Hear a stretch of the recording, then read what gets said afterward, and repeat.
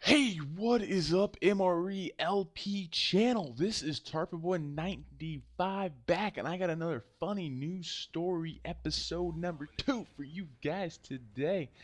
I got like 3-4 stories today, and you know, they're all weird, funny, different, a lot different last week, I can guarantee that.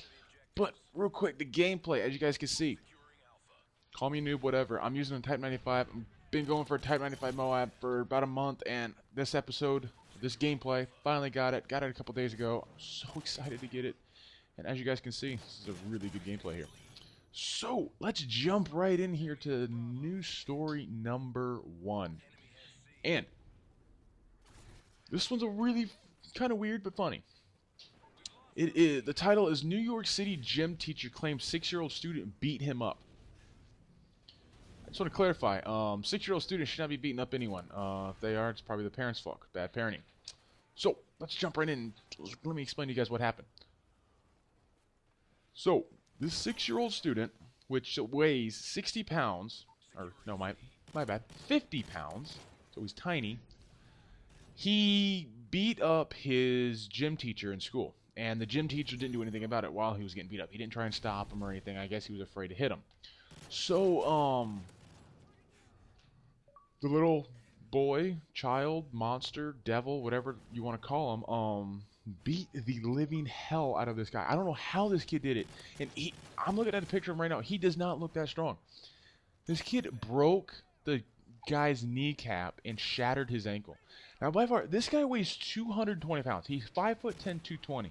And he looks kind of like a football player. I mean, he's built really strong. I don't know how this little kid managed to shatter his kneecap. But all I know is that guy is so screwed. I have knee problems right now, and like it's not extremely bad, but I can't play contact sport. And it hurts a lot when I bowl and stuff. But this guy just had it shattered. I could not imagine that pain. Let alone, you have to deal with yourself to find out, or to know that that pain was caused by a 50-pound, 6-year-old first-grade boy. Now, instead of being smart and just like holding the kid back and saying, no, stop beating me up, I'm your teacher, he didn't do a thing about it. Then what he wants to do is go sue the school for it. You're not going to sue the school for it. You're going to sue the parents of the child.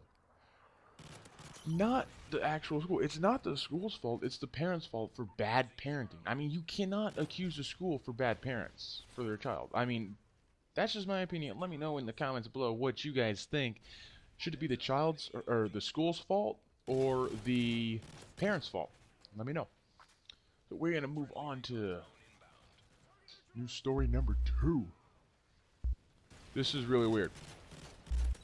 Real life anime girl. This girl dressed up and put makeup on to look just like an anime girl. And I'm just gonna let you know, it looks really creepy. Like, it looks like a real anime girl. Like, it is freaky how real it looks. And to realize that this girl is an actual real person, I don't know what to say. Like, I'm stumped. Why would you want to look like an anime girl? I mean, because whatever, her motives drove her in the right direction, because, I mean, this girl could be a model, real-life anime girl. I mean, Jesus. I mean, I don't think she looks that great. I think the girl that she's posing in the photo with looks better. But, and by the way, all the links to all of these news stories will be in the description below. But, it's just creepy. I mean, the eyes are so big, the way the makeup is on, and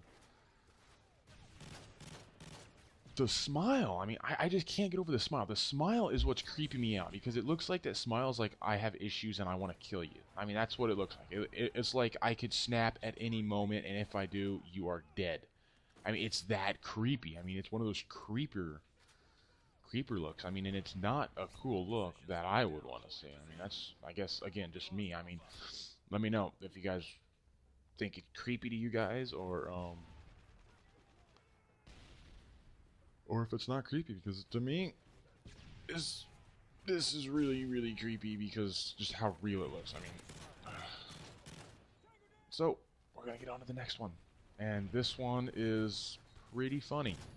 So, the Red Sox versus the Yankees last night, or the night before last, as you guys are most likely watching this. It would be Monday night, would be when the game was. A Boston fan was at the Yankees game in outfield, and Russell Martin hit a home run.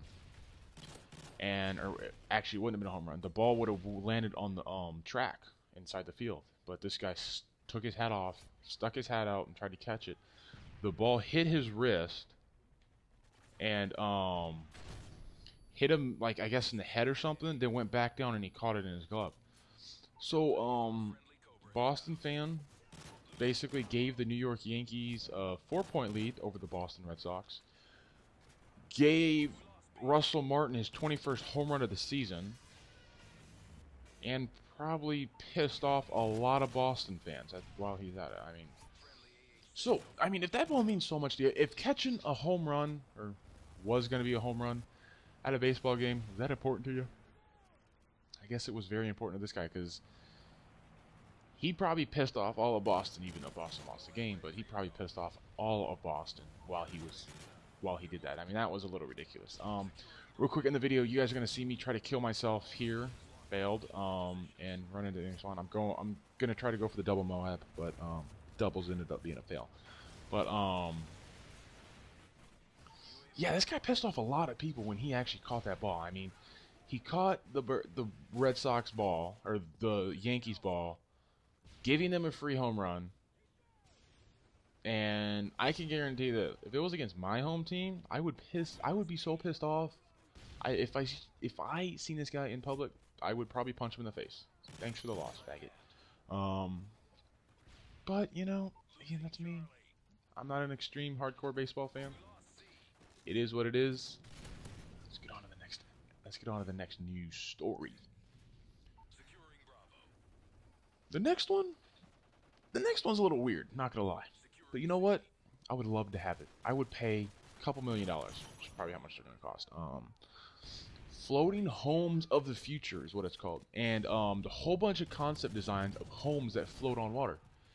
And I mean, it sounds weird, funny, stupid, but I mean, think about it. Get into a nice cove, and you get your house. You're floating on the water. Basically, walk out on your back porch and go fishing. I mean, you won't have to really worry about tsunamis or anything because you're already in the water. Won't have to worry about flooding because your house is floating.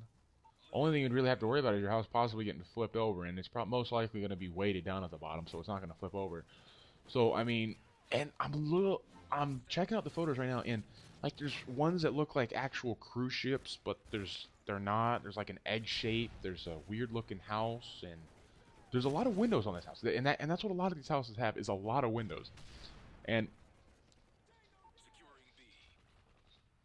that's what makes them, you know, look a lot better and more futuristic. Because I mean, on the egg house, the windows go almost all the way around it, and they open up to almost flat out, and it's really, really weird. But I mean, it looks awesome. Like there's one house that looks like it's made up of a whole bunch of cubes, and like I said, it looks like a humongous boat, but the bottom, like there's no bottom there. It's just like a whole dive platform it would be. But what I want to know is, are you going to be able to drive this house? Is it going to be like a houseboat and you can drive it on the water? Like if you want to go a couple miles away, are you able to drive your boat? I tell you what, I mean, they're going to be powered by, you're going to have a lot of solar panels on your roof to give you energy to power your house up. So you're basically off the grid, so you don't have to pay for energy. It's just a shock because you're already on the water. The only thing you most likely have to worry about is, like, I guess, possibly going to the bathroom. I mean, would you fill up tanks and have a boat come out there and, like, take the tank away? Like, empty your tank and, take it inshore and dump it? Or, I mean, would you be supplied fresh water, or would you be turning the water, like, if you're staying in salt water, would you be turning the salt water into fresh water? Because you can't do that. I mean, there's a whole lot of ifs. Didn't read the whole article. But they're really cool. They're about 3,000 square feet. The small ones are. I mean, I would love to have a house in the water. That would be really cool, like a floating house. And It's just different. It's like not the normal, I gotta go cut my grass suburbia house. I mean, it's actual houses on water. And like, there's a link in the